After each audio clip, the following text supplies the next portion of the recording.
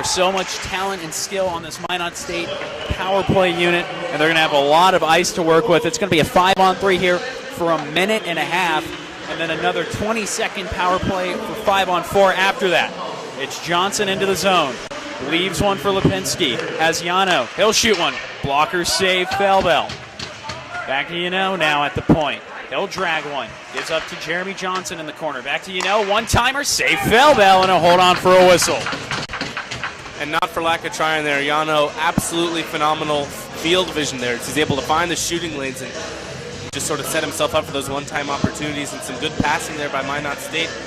But Lucas Felbel, he's been great with his positioning tonight.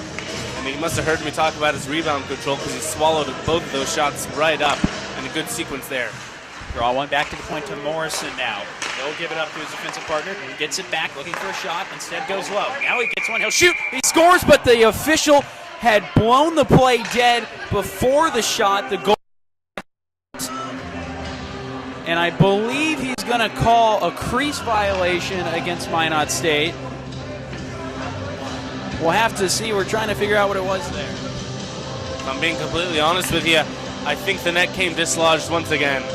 And these Minot State players are not happy.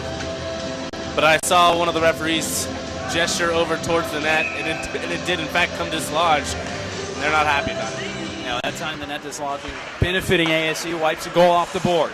Here's Morrison, makes a move, but then loses the puck, and ASU's able to get a clearance. 50 seconds left on the 5-on-3. 7.5 to go in the second period. Minot State trailing the Sun Devils 3-1 here, looking to close that gap to just 1. Morrison brings it into the zone, gives it up to Zern. Zern looking for room, sends it down low. Back to Zern now, gives to Morrison. Morrison gives it up to Briscoe, gets it back to Briscoe. He'll try to slide a pass to the slot, but that one was blocked away by Kowalchuk, and now Volver able to get a big clearance. 20 seconds to go on the 5-on-3. Well, it's the goalie for Minot State, Kurtz, who starts the passing here. They'll bring it into the ASU zone. Space for Zern to walk into a slap shot. That's what he does, and he scores again! Nicholas Zern is second of the game, this time much more conventional. It comes before the penalty to Lind expires, so Minot will get the goal and remain on the power play here for another 28 seconds. We've seen Felbel be so brilliant in net tonight with the glove there. Beats him below the pad. If there's a weakness for Felbel, as has been exposed twice so far, it's low pad side there. Both goals have sort of slipped in underneath the pad there for him. Great opportunity there by Zern. Great look, good play. And as was expected, this 5-on-3 penalty really hurting the Arizona State Sun Devils. We still have 30 seconds left to kill on that second power play with Wilson Housley still in the box. Yeah, there's just so much space for Zern to walk into there. He's got a powerful shot, and that's now 4 goals for him on this road trip in Arizona, and it'll give him 7 on the season. Well, there's still a chance for Minot State. They are now in a 5-on-4 power play for another 15 seconds. Puck sent to the point for Johnson. He'll give to Yano. Yano will fake a shot, sends far side, and breaking his stick on the one-time attempt was Sheshuk. Felbel covers up for a whistle, but it very nearly could have been a 3rd goal for Minot State there had the stick not snapped. It'll be interesting to see how this Arizona State responds when and if they get off this power play here. Yesterday, after the game, Coach Brown said he has some leaders on the team, Ryan Ostertag and Michael Cummings in particular, who are able to really fire up the guys and get them back on track. We'll see if they're able to do so tonight. Will expire, so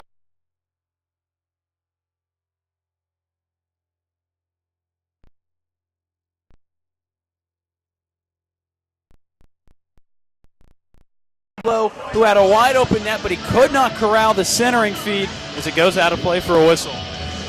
And that's one number 74's Swedlow's really going to think about next time he heads over to the bench there. He had about half of the net wide open, sitting right in front of him. Couldn't quite handle the pass.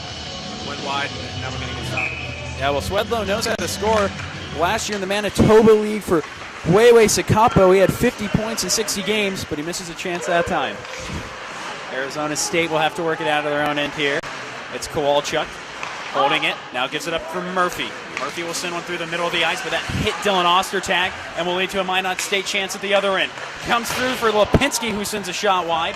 Rebound's picked up by Swedlow. Back to the point, Yano. He'll try one. That one sent wide of the net. Ostertag gets on it.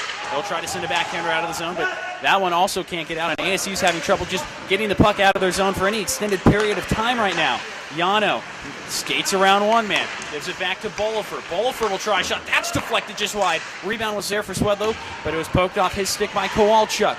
Minot State still with it. Lipinski a shot. Blocker save, Felbel. Ostertag here for ASU trying to get it out. He can't. A good attempt that time by Yano to hold it in the zone. Puck tied up along the boards right in front of the Minot State bench. It's dumped in. They'll go for a change. Picked up now by Brumfield. Brumfield unable to get it out. Lipinski holds it in for Minot State.